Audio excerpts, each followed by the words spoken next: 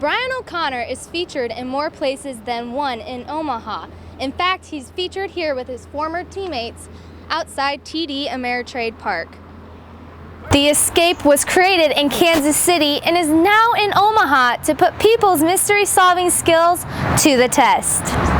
With the tournament coming up, the No Coast Derby girls hope their ties to Ralston Arena will give them a slight advantage. For the last 10 years, Omaha Children's Museum has been bringing Halloween to young kids through a not-so-scary haunted house. The Mavericks are ready to kick off their season after achieving wins overseas, and the men have said that they hope they can keep up their streak starting opening game. My life, I don't feel like I have cancer. Breast cancer snuck its way into Nancy Taylor's life when she was diagnosed on September 15th. I needed to have a biopsy.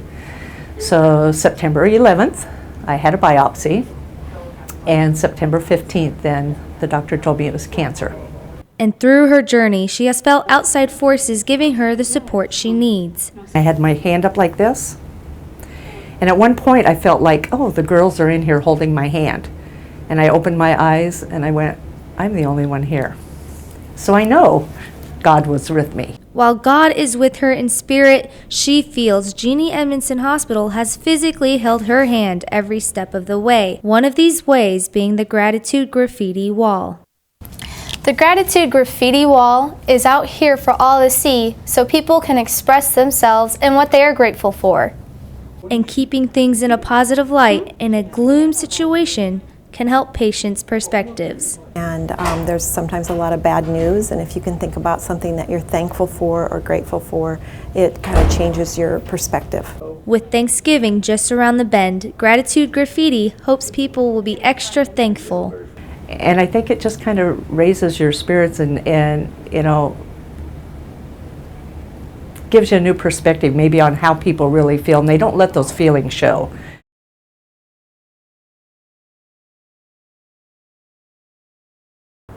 This is the home of the UNO men's soccer team, and Caniglia Field is where they have spent hours training and playing for their ultimate goal. Our one dream is, and one goal is to finish off strong. And they have been strong against top 20 teams in their non-conference play. Their season has been one for the books as they have proudly shocked the nation. The men's soccer team began their season as number 22 in Top Drawer Soccer and 23 in the nation for Division I athletics. And now they're focusing on the Summit League tournament this November. The league tournament will be held in Denver, Colorado, and to get there, the UNO team is motivated. I just want to get to that tournament. And that would also take being a team. I think it's going to be really important we stay as a team. Obviously we're home, so we get to play at this beautiful facility with our fans that are amazing. The bullpen's awesome. Love that new name. And really, if we have them behind us, I feel like anything's possible. The men are not strangers to making dreams possible as long as they stay focused. A priority, the Summit League championship, conference championship would be awesome. And going to the NCAA tournament for our first year that we're eligible would be the best thing for us this year and what our goals are. Alihajic driving into the middle. We'll leave it for Andre Shervin. Back into the middle for Mendez. His shot! Logan Mendez has scored in back-to-back games. Could it be another game winner?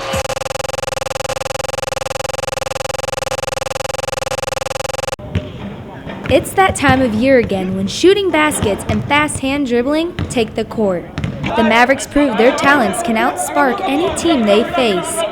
The men's basketball team swept Italian teams for their preseason play, and now they're focusing on their home game against UC Santa Barbara this Friday. Picked 7th in preseason league poll, the Mavericks hope to outshine the prediction. Conference season is always a challenge. A challenge they accept. Still working on a lot of kinks with some new guys, offensively and defensive positioning and still trying to find out the nuances of our team to find out who can do what and when. So a lot of things yet to sort out, but slowly but surely that's coming along. The Mavericks return 3 starters and welcome 6 newcomers, hoping to elevate their 76.8 points per game. Our coach is going to put us in the best position to be successful. Junior guard Tradeon Holland says the team will have to grind their way together to make an impact in the Summit. Just to be that grinder, to be that person that's going to die for every loose ball and lock up the best player. And having 13 games and a new home at Baxter Arena will hopefully boost their 7-6 home record to a more pleasing ratio. But the ultimate goal, which we've been trying to get to, is the NCAA tournament, which we can finally do this year. And the road to the tournament in March will be a long trial for the team.